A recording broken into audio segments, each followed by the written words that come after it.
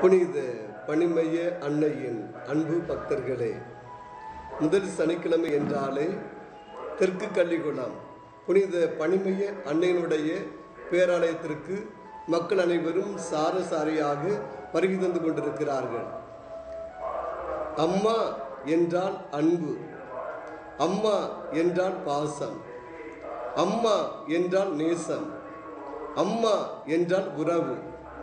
சாதாரண ஒரு தாய்க்கு இப்படிப்பட்ட இலக்கணங்களை கொடுக்கிறோம். ஆனால் நம்முடைய தெய்வ தாய் திருநெல்வேலி மாவட்டம் தெற்கு கள்ளிகுளம் பாதுகாவலி புனித பனிமய தாய் அவருடைய அன்பு வற்றாத ஜீவ நதியாக இங்கே பெருக்கெடுத்து ஓடிக்கொண்டிருக்கிறது. இந்த திருத்தலத்தை நோக்கி வருகிற ஒவ்வொருவரும் ஜாதி, மதம், இனம், மொழி வேறுபாடு காட்டாது இங்கே வந்து அன்னையை தரிசித்து விட்டு செல்கிறார்கள். 1939 ஆண்டு மார்ச் 23 நாள் அன்னை அவர்கள் இந்த மலையிலே 6 சிறுவர்களுக்கு காட்சி கொடுத்தார்கள். காட்சி கொடுத்த பொழுது இங்கு இருக்கிற ஒவ்வொரு மக்களும் நம்பிக்கையின்மையால் இருந்தார்கள்.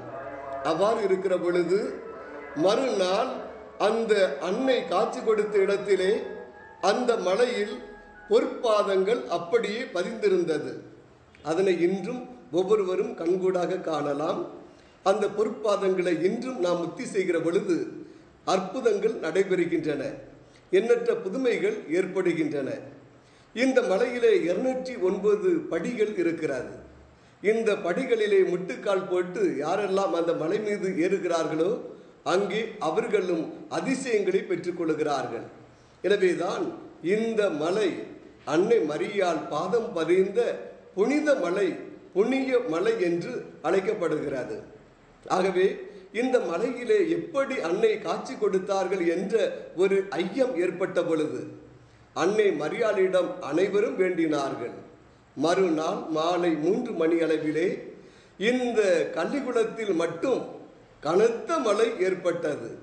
ஆகவே இந்த மக்கள் நம்பிக்கை கொண்டார்கள். அன்னை மரியாள் உண்மையிலே இந்த புனித மலையிலே காட்சி கொடுத்திருக்கிறாள், இந்த புனித மலையிலே பாதத்தை பதித்திருக்கிறாள், எனவே நாங்கள் நம்புகிறோம் என்று சொல்லி இன்றும் வரை இந்த மலை அன்னை மரியாள் பாதம் படிந்த பொன்மலையாக, புண்ணிய மலையாக, புனித பூமியாக காட்சியளித்துக் கொண்டிருக்கிறது. இந்த மலையை பற்றி நாம் சொல்லுகிற பொழுது, இந்த மலையிலே படியேறுகிற பொழுது தேவ ரகசியங்கள் இங்கே ஒவ்வொரு பக்கத்திலும் வைக்கப்பட்டிருக்கிறது. எதற்காக? இயேசுவின் பாடுகளை, இயேசுவின் மரணத்தை தியானிப்பதற்காக, ஜெபமாலை ஜெயிப்பதற்காக. எனவேதான் இந்த மலையை ஜெபிக்கின்ற மலை என்று அழைக்கின்றோம். பெரிய வெள்ளிக்கிழமை இந்த ஊரை சுற்றி நடைபெறுகிற பொழுது இறுதியாக இயேசு பாடுபட்ட சிறுபத்தை தூக்கி கொண்டு இந்த புனித மலைக்கு ஏறி அங்கே இயேசுவின் பாடுகளை தியானிக்கின்றார்கள். எனவே இந்த மலை கல்வாரி மலையாக இங்கே காட்சியளித்துக் கொண்டிருக்கிறது. இன்னும் பார்க்கிறோம், தியான மண்டபம் இந்த மலையின் மீது ஏற்படுத்தப்பட்டிருக்கிறது. எதற்காக? மனதை ஒருமுகப்படுத்தி ஜெபிப்பதற்காக. எனவே ஜெபிக்கின்ற ஒரு மலையாக இந்த மலை ஏற்படுத்தப்பட்டிருக்கிறது. இந்த மலையிலே இன்னும் பார்க்கிற பொழுது பாத்திமா அன்னையினுடைய கெபி ஏற்படுத்தப்பட்டிருக்கிறது. ஏன்? இந்த பாத்திமா அன்னை கெபியை தரிசிக்கின்ற பொழுது வரங்களை பெற்றுக்கொள்வதற்காக. இன்னும் இந்த மலையிலே மூலிகை மரம் ஒன்று இருக்கிறது. இந்த மூலிகை மரத்திலே சென்று அந்த இலைகளை எடுத்து உணவாக உட்கொள்கிற பொழுது நோய்கள் நீங்குகின்றன. நோய்களை நீக்கக்கூடிய மாமருந்தாக இந்த மூலிகை மரமானது இருக்கிறது. இன்னும் இந்த மலைக்கு பின்னாக செல்லுகிற பொழுது நீர்ச்சுனையானது ஓடிக்கொண்டிருக்கிறது. எனவே அன்னை மரியாளுடைய அன்பு எப்பொழுதும் வற்றாத ஜீவ நதியாக இருக்கிறது. எனவே இந்த நீரை பருகுகிற பொழுது இவர்கள் குணம் பெற்றுக் கொள்கிறார்கள் என்பதற்காக அன்னை மலையிலிருந்து இந்த சுனையானது பொங்கி வழிந்து கொண்டே இருக்கிறது. இன்னும் இந்த மலையை பற்றி நாம் பார்க்கிற பொழுது இந்த மலையானது மக்கள் ஒவ்வொருவரையும் இணைக்கின்ற ஒரு மலையாக இருக்கிறது. முதல் சனிக்கிழமை ஜாதி, மதம், மொழி வேறுபாடு காட்டாது அனைத்து மக்களும் அன்னையின் மலையை தரிசிக்கிறார்கள். அன்னையின் பாதத்தை பணிந்து வணங்குகிறார்கள். அவ்வாறு தரிசிக்கின்ற பொழுது எண்ணற்ற நோய்கள் நீங்குகின்றன, வேலையில்லா திண்டாட்டங்கள் போக்கப்படுகின்றது, எண்ணற்ற குடும்ப பிரச்சனைகள் நீக்கப்படுகிறது. எனவேதான் இந்த மலையிலே ஒரு தாயானவள் தன்னுடைய தாலி செடி கொடியை விட்டு விட்டு சென்ற பொழுது 1 வருடம் கழித்து மீண்டும் அதனை பெற்றுக்கொண்டாள். எனவே இப்படிப்பட்ட பல புதுமைகள் இந்த பொற்பாதம் படிந்த மலையிலே இன்னும் நடைபெற்று கொண்டிருக்கிறது. ஆகவேதான் இந்த நாளிலே நான் இன்றைய உங்கள் ஒவ்வொருவரையும் இந்த முதல் சனிக்கிழமை பக்தி முயற்சிகளுக்கு அன்போடு வரவேற்கின்றேன். வருகிற ஜூலை 27ஆம் தேதி கொடியேற்றத்துடன் துவங்கி ஆகஸ்ட் மாதம் 4ஆம் தேதி 5ஆம் தேதி திருவிழா சீரும் சிறப்புமாக நடைபெற இருக்கிறது. எனவே இந்த 10 நாட்களும் அன்னையை விசேஷ விதமாக நாம் சந்திக்கின்ற பொழுது நிச்சயமாக அன்னையின் வழியாக புதுமைகளையும் அற்புதங்களையும் நாம் பெற்றுக்கொள்வோம். எனவே அன்னை இல்லாமல் நமக்கு வெற்றி இல்லை. அன்னை இருந்தால் நமக்கு அன்பு இருக்கிறது, உறவு இருக்கிறது, வெற்றி இருக்கிறது. எனவே அன்னையை நோக்கி ஓடோடி வாருங்கள், அன்னையின் வரங்களை பெற்று செல்லுங்கள் என்று ஒவ்வொருவரையும் அன்போடு அழைக்கின்றேன்.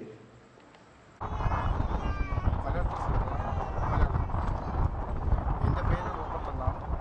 ഞാൻ കേരളത്തിൽ തിരുവനന്തപുരം ജില്ലയിൽ വെളിയത്ത് താമസിക്കുന്ന വ്യക്തി. ഞാൻ 1986 മുതൽ ഈ ദേവാലയത്തിൽ വന്നു തുടങ്ങിയാണ്. 1986 വരുമ്പോൾ എനിക്ക് പ്രത്യേക ലക്ഷ്യമോ മറ്റൊന്നും തന്നെ ഇല്ലായിരുന്നു. അന്നൊരു യുവാവായിരുന്നു. ആ സമയത്ത് ഈ ആലയത്തിന് ഈ തെക്കുക്കള്ളികുളം എന്ന് ഞാൻ കേട്ടിട്ടുണ്ട്. ആ തെക്കുക്കള്ളികുളം ഒരു മലയുണ്ട്, മലയിൽ മാതാവിൻ്റെ പൊൻപാദം പതിയുന്ന സ്ഥലമുണ്ട് എന്നൊക്കെ കേട്ടുകേൾവിയുണ്ട്. അത് വ്യക്തത എന്തെന്നറിയാനും ഈ പുണ്യസ്ഥലത്തിൻ്റെ പ്രാധാന്യം എന്തെന്ന് അറിയാനും കൂടിയാണ് ഞാൻ 1986 ഈ ദേവാലയത്തിൽ ആദ്യമായി എത്തിച്ചത്. അതിനുശേഷം എല്ലാ വർഷവും ഞാൻ വരുമായിരുന്നു. എൻ്റെ വിവാഹം നടക്കുന്നത് 96. ഈ 96 വിവാഹം നടന്നതിന് ശേഷം ഞാൻ എൻ്റെ ജീവിതം തന്നെ വിവാഹ ജീവിതവും തുടർന്നുള്ള ജീവിതവും സാമ്പത്തിക പ്രതിസന്ധിയിൽ ആയിരുന്നു. ആ കാലഘട്ടത്തിൽ ഞാൻ കള്ളികുളം അതിശയ പന്മാതാവിനെ മനസ്സിൽ ധ്യാനിച്ചുകൊണ്ട്, മനസ്സിൽ മുറുകെ പിടിച്ചുകൊണ്ട് എൻ്റെ ആവശ്യങ്ങളെല്ലാം മാതാവിൻ്റെ കാൽപാദത്തിൽ അർപ്പിക്കുകയാണ്. അതിനുശേഷം എൻ്റെ ജീവിതത്തിൽ ഉയർച്ചകളും സാമ്പത്തികമായിട്ട് പിന്നോക്കം നിന്ന് എന്നെ ഈ കള്ളികുളം അതിശയ പരിമാതാവാണ് എൻ്റെ ജീവിതത്തിൽ നല്ലൊരു സാമ്പത്തികം കണ്ടെത്താൻ സാധിച്ചത്, അതിന് വഴികാട്ടിയായി മാറിയത്. 86 ഞാൻ ഒരു ഉദ്ദേശമില്ലാതെ വന്ന് ഞാൻ 96 ശേഷം എൻ്റെ ജീവിതത്തിലും കുടുംബജീവിതത്തിലും ഒരു ലക്ഷ്യം ഉണ്ടായി. എൻ്റെ മരണം വരെയും എൻ്റെ ജീവനുള്ള കാലത്തോളം എനിക്ക് നടക്കാൻ സാധിക്കാവുന്ന ആലയത്തിൽ എത്തും എന്നുള്ളൊരു പ്രതിഷ്ഠ ഞാൻ ചെയ്തിരുന്നു. ഏകദേശം 2004 ശേഷം ഞാൻ വിചാരിക്കുന്ന എല്ലാ കാര്യങ്ങളും ഈ അമ്മയുടെ കാരുണ്യത്താൽ നിറവേറിക്കൊണ്ടിരിക്കുന്ന സാഹചര്യത്തിൽ ഞാൻ എല്ലാ മാസവും ആദ്യത്തെ ശനിയാഴ്ച ഈ ദേവാലയങ്ങളിൽ എത്തും. ഈ ആദ്യത്തെ ശനിയാഴ്ചയുടെ പ്രാധാന്യം മറ്റ് ദേവാലയങ്ങളിലുള്ളതുപോലെയല്ല. ഈ ദേവാലയത്തിൽ ഒരു പ്രത്യേകതയുണ്ട്. ആരാധനയോ മറ്റൊന്നുമില്ല. മാതാവിനെ നേരിട്ട് കണ്ട് കാണുവാൻ, ആ മാതാവിൻ്റെ ആലയത്തിൽ ഒരു ദിവ്യബലി കാണുവാനുള്ള ഒരു ഭാഗ്യം എങ്ങനെയെങ്കിലും ഉണ്ടാകണം എന്ന് കരുതിക്കൂടിയാണ് ഞാൻ മാസത്തിലെ ആദ്യത്തെ ശനിയാഴ്ച, എല്ലാ മാസവും ആദ്യത്തെ ശനിയാഴ്ചയിൽ ഈ മാതാവിൻ്റെ ആലയത്തിൽ എത്തിച്ചു. പറ്റുമെങ്കിൽ ഞാൻ എൻ്റെ കുടുംബസമേതമാണ് വരാറുള്ളത്. എന്തെങ്കിലും ജോലി തിരക്ക് കാരണം ഞാൻ ഒറ്റയ്ക്കെങ്കിലും ഈ ആലയത്തിൽ വന്ന് ഈ മാതാവിൻ്റെ പുണ്യപാദത്തിൽ അർപ്പിക്കുന്ന ദിവ്യബലിയിൽ പങ്കുചേർന്ന് മുഴുവൻ അനുഗ്രഹങ്ങളും വാങ്ങുവാൻ ഞാൻ എത്താറുണ്ട്. എനിക്ക് മാത്രമല്ല ഈ മാതാവ് ദിവസങ്ങൾ എത്തിച്ചത് അനേകം നാനാ മതസ്ഥതയും കൂടി ഈ ആലയത്തിലേക്ക് ആനയിക്കുന്ന രീതിക്ക് പല അത്ഭുതങ്ങളും പല മതസ്ഥ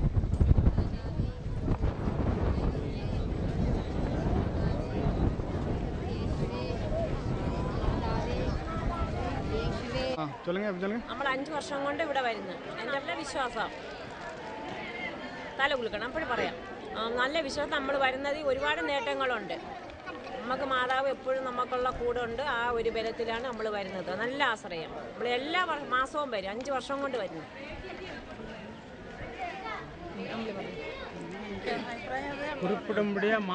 ഒരുപാട് കാര്യങ്ങൾ നമുക്ക് വീടിൻ്റെ ആയാലും മോൻ കാറ് മേടിച്ച് ഒരുപാട് നേട്ടങ്ങൾ, മോൻ്റെ കടയായാലും നമുക്ക് ഒരുപാട് ഉയർച്ചകൾ മാതാവ് തന്നു. അതുകൊണ്ട് നമുക്ക് ഭയങ്കര വിശ്വാസം, ரொம்ப വിശ്വാസം. ശ്യാമള, പിന്നെ കൊല്ലം ഡിസ്ട്രിക്റ്റ്.